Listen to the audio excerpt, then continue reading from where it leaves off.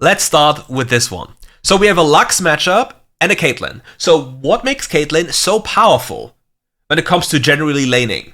It's her really high range. So the next question is, why is he positioning to this wall up there? Because the enemy could go with the Zyra too close to deal damage to him. He will have to be very, very careful in this matchup, and the reason why he's pushing constantly is he doesn't want to give the enemy any room to get something done. So, the next big issue here is, you play with a solo queue support, right? Most of the time, just pushing your lane by default, because you have an autofill or random support, will be one of the best plays you can make. And you'll see him use his space constantly, walking up, walking back, and just trying to focus down the person in front of him. Whereas the enemy support goes for a kill she can never get, and even if she gets it, she will just lose. Quick flash, double kill. He did not get afraid. He never stopped fighting, and he used his support's HP bar to his own advantage. Like, how many of you people would have tried to help Deluxe by swapping the target onto the Zyra, and then as a consequence would have potentially died?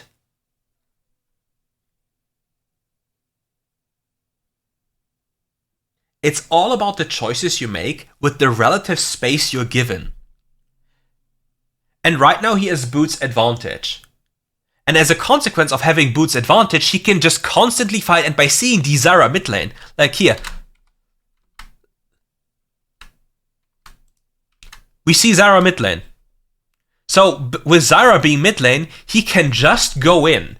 He can just punish the enemy AD carry for existing.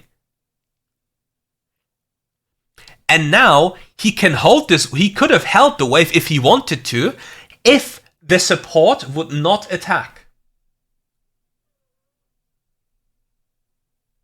It's not bad to push under tower. It's the only issue that makes you vulnerable. But again, if you remember the quick talk I had earlier about generally people being bad and you play against bad players all the time, it is very likely that you just get away with many things giving you bigger advantages. And he will just constantly hammer away at the tower because Caitlyn, by design, is supposed to stomp lane. This is what she's supposed to do. Play forward, stomp. If Caitlyn doesn't achieve this kind of state during the laning phase, then you will have big issues having impact on the game. Because then the only time by then you'll have impact is in the later stages of the game when you're fully scaled. But your champion's range is designed to punish people. Oh, -1, rip. Is it impactful to lose this cannon? Ah yes, Vampiric and Glove, all another longsword. Yeah. So, what's very likely to happen, like, in a sense of playing well, he will take down this tower because the enemy support is upset. For whatever reason, the enemy support got really upset and left to never return. Now she's back, after the lane is already in a state where it cannot be salvaged anymore. Kai'Sa in general is already a very, very bad laning champion. And these plants are so goddamn tanky, it's actually horrifying. And with all the things happening in the topside jungle you see on the screen, he just keeps on marching. And he will keep on marching, he will keep on dealing damage to them, and every single mistake made by them will nearly get them killed. Like you see, it's just constant bullying. There's no stopping, and that is the design Caitlyn was created for. And he instantly goes behind the tower, not giving the Kai'Sa any space, because he saw the enemy champions on the map top left. So there is no reason for him to not just dive this champion.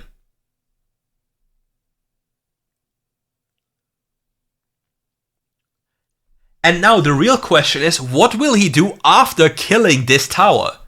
Theoretically speaking, the best and easy play available would be to go to a lane that has no good wave clear. because then he can farm more plating gold because he still has like 3 minutes of plating gold available to him. Not only this, he also puts himself in a position where he's closer to the Herald, which will then net him even more gold. So right now, he needs to go either mid or top for maximum gold income, but the issue here again is, will the teammates respond or will they just AFK? Because if we then sit all mid lane and basically hold our hands, the enemy AD carry on the other side will be allowed to slowly push back, gain more gold, and come back into the game. For no reason. So now we get a kill mid lane, and it wouldn't be very much surprising if we just get everything on the map. Like, we got 1 kill and he just wants more gold, he wants everything. Like, he knows he goes for this right now because the enemy jungle cannot contest him. He will kill him alone. Like, look, he's looking at the Kayn. He just takes everything. And he will wait for the Kayn to appear, and he will just deny the Kayn every single bit of gold on the map.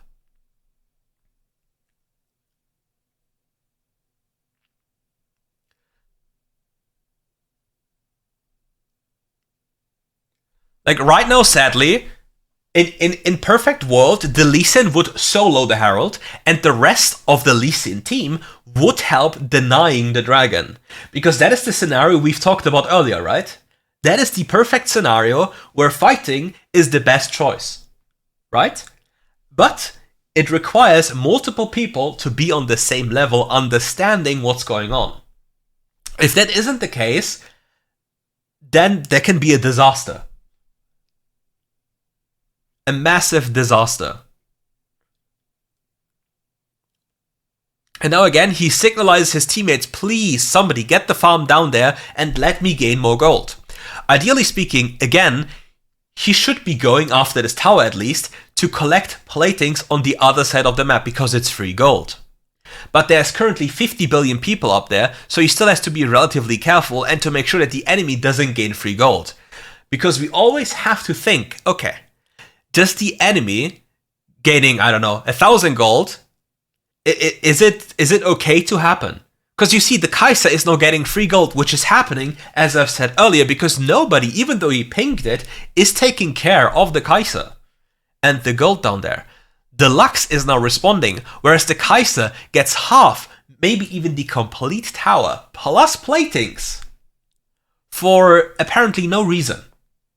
And this is one of the issues that you see many times happen, and that you can, as a person, abuse, especially as an AD carry if you're behind. You will see people have fun all around the map, and you can punish the enemy team for having fun by taking down side waves, camps in the jungle, and just making sure you get more and more gold.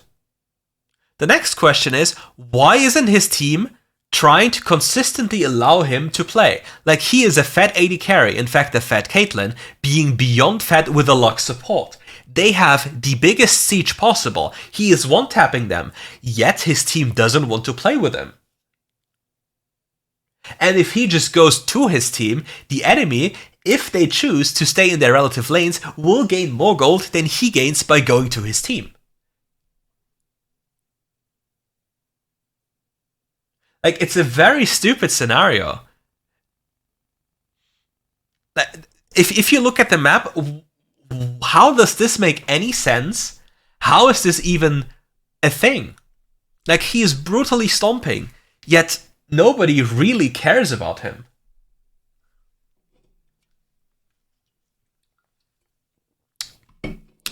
Now the Kai'Sa got a big bounty. It's actually worth nowadays to die for these bounties because it's so much gold. And it wouldn't surprise me that the Kai'Sa right now is one of the highest golds in the game for their team.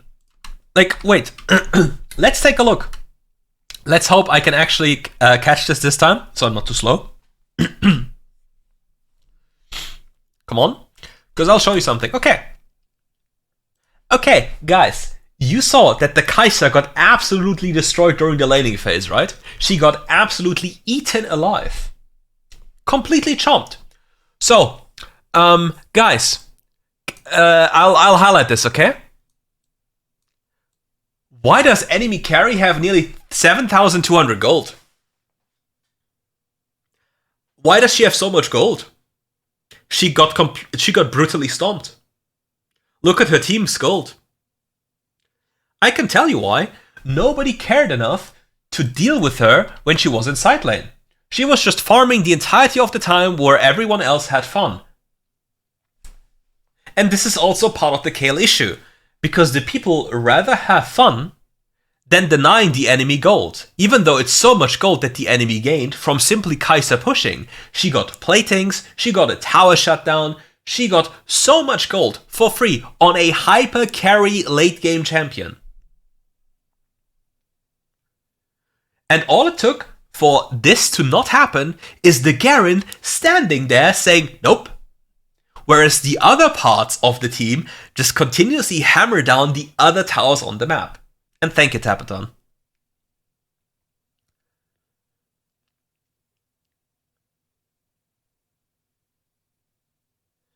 Alternatively, you could say, but why isn't he going there? Well, why would he go there and waste his time doing basically nothing against an already losing player? Just denying them gold, even though he's the highest gold in the game. And now he will die, because nobody gives a flying, about the entire game.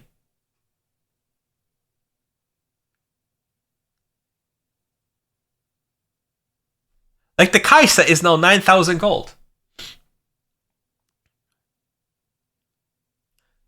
And this is a challenger to Sovereign game. And this perfectly showcases the issue you're constantly facing playing this game. Which makes it so painful to play.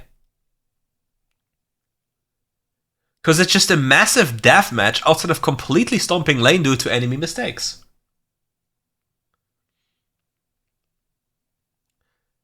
And eventually, if his teammates choose to play with him, he will win. But now he dies again. Because all the enemy has to do is press all buttons on him. Every single button needs to be pressed on him and the enemy will win. Because all of his teammates are basically non-existent, playing team deathmatch for fun 4 without any resemblance of any macro.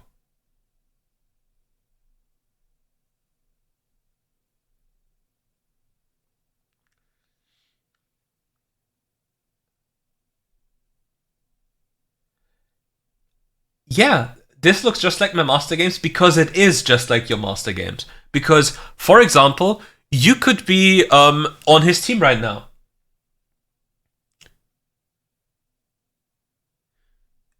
Because he is, in fact, in these lobbies. And the only thing he can do now is gain as much gold as possible, understand his team will not play for him, so he has to get more gold from everywhere, take everything available, and use his teammates as body bags. He needs to have his teammates die for him to win. Because if the enemy just presses all buttons on him, he will simply die. And the funny thing is, he even takes Proto Belt over Stasis because even though if he goes into Stasis, his team will most likely not do anything, and he rather has Proto Belt for a proactive move, allowing him to have direct influence over the game. And you see how he holds the camera? He is looking ahead to the right, knowing what's happening around him, trying to be as safe as possible because the enemy team has so many different ways of getting to him that every single thing that hits him at this point now, because the enemy got so much gold, is dangerous as hell for him. What do I mean by the team needs to play for him? He's a fed AD carry Caitlyn. His Garen is a neutralizer champion. All Garen has to do is stand there and look. So the enemy doesn't gain gold. Then the Lee Sin and the Yasuo will force place around the Kai'Sa kills him, by the way. That's actually funny. It's actually funny. The Kai'Sa kills him. And the Kai'Sa is ahead in levels. That's so funny. The Garen will not be an influential champion this game. He will just exist. Okay, so what can he do to exist better? He just stands there, denies the enemy Kai'Sa access to gold on the sideline, as shown earlier. So what do the other people do? The Lee Sin, the Lux, and the Yasuo. They just go in for the kill. because the moment they create space for him, he will kill everyone. And they have a very easy combo. They have very powerful siege with Lux and Caitlyn. They have the kick into Yasuo ult combo, and the enemy cannot defend themselves. They don't have any tools. They have Zara ultimate, and if it's too fast, the people just instantly die. And if that doesn't happen, the enemy will be given time, and because they're AP champions, they'll get stronger and stronger and stronger, and because it's so easy for the AP champions to deal damage fast, he will eventually lose the game. Because he needs to get close to deal damage, and by going close, he'll probably get one-tapped in half a second, because nobody is creating any space at any point.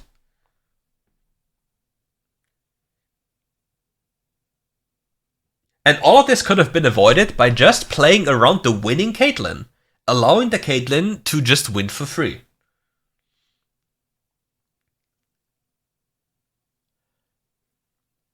And all he can do is accept reality, get as much gold as possible, and as I said before, utilize his teammates and superior spacing and positioning to deal the most damage possible.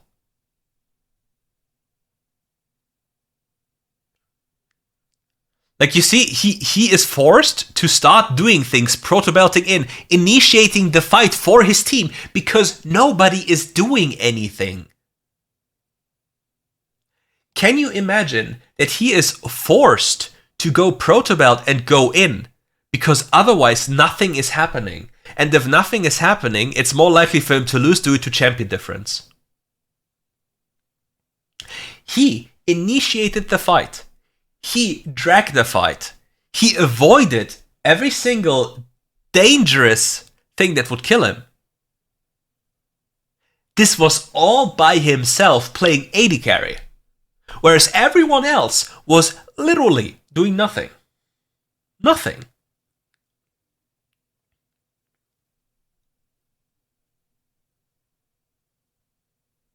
How do you even want to play games like these? You try your best. And he even loses the... It's absurd! It's just absurd! And now they get one-tapped.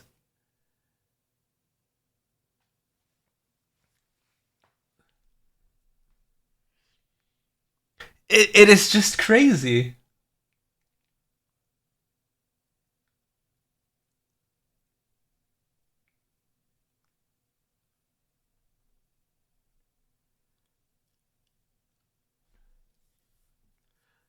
Like, this game would have been so much easier for the AD carry to be played if people would actually create space and do things. But they don't, so he is forced to play proto-belt.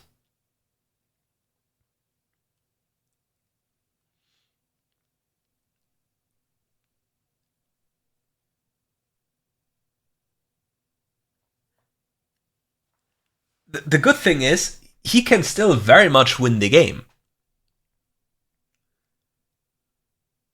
It's only an issue if he gets tagged by anything because the enemy team has AP champions, he dies instantly. The thing is, I wouldn't even say they are greedy, I think they're just clueless. Honestly, I would just say clueless is the right word. Because they haven't shown any understanding of the game so far.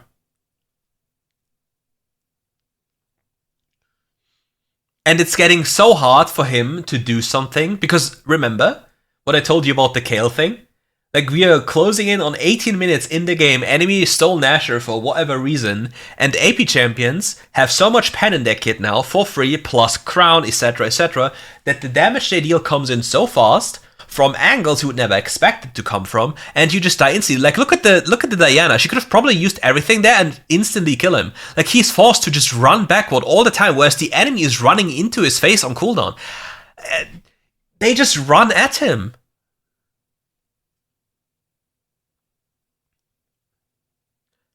The thing is, they are not challenger. They are master players in a challenger sovereign lobby.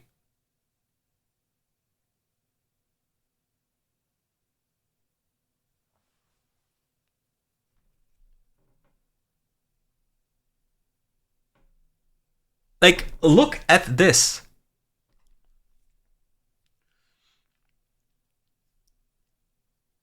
Who is creating space for him? Who is allowing him to play the game? Hello. And why aren't they just letting the Swain ult run out by just not walking into him? That's all they have to do. Just don't walk into him. He even changes to teleport to go in here to make sure to secure this. And the Swain ult was still going. The Kayn ultimate range is literally Nani and he'll just nearly one-tap him. The Kayn could have actually killed him there. Luckily he got the Elder. He turns on the Zara. He has enough damage to kill him with the superior range. Yes, but the Diana comes in and just one-taps him again.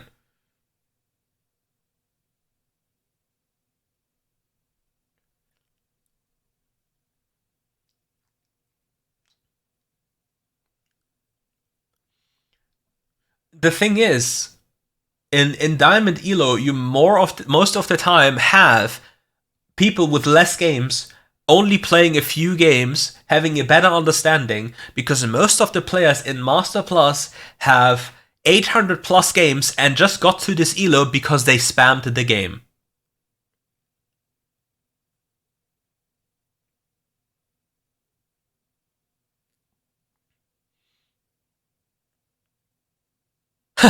The Garen actually ulted the wrong person.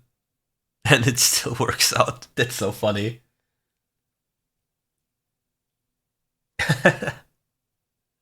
Now, this should be a freed Baron, right? We got the Diana dead. We have a Lee Sin in late game, which deals a lot of damage with Q2 and Smite. So yeah, we just get some control around the Baron pit, and then this should be an absolute wrap. The Kayn dies instantly nowadays. That's an unfortunate E over the wall. It's very difficult to play from here, but the Swain is doing beautifully to make it possible. And yeah, like the issue is worse, the Kayn. The Kayn can one-tap him. Everything in this game can one-tap him, but the enemy has GA, so she spawns with another trap on her face. But yeah, it's one of the biggest issues that everything that touches him literally taps him, because he doesn't have any access to defensive items that will save him. Like, he can't just go Crown to save him from death. And he has to play so far back. Like, any movement forward is a literal death sentence. Diana is back alive. They have so much damage that just goes around, and he's even staying behind the Baron pit to make sure that the enemy just can't get too close. He has both summoners. He gets close to deal some extra damage. He keeps on zoning. The Diana comes around the corner. She probably steals this as well. No, the Lee Sin this time secures this, and it's probably finally the end of the game because the enemy cannot defend anymore. And he just, this Swain is a tanky gamer, but he just has to play for time. His team will certainly end, right? He has 470 armor. This brother doesn't care. Yeah, but what would Edge of Night do for him? Like, he will still get one-tapped, and he finally won. Like, he will still get one-tapped because the item itself isn't enough to save him. Even the shield and the HP are not enough to save him.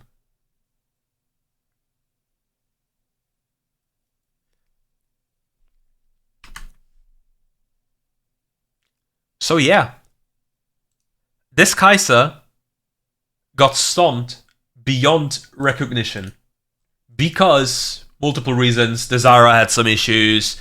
Like, long story short, she lost. Okay,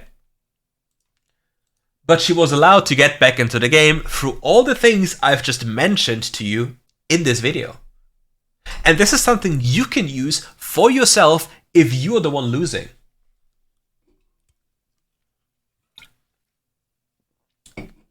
So, if you have this in mind, try to use it.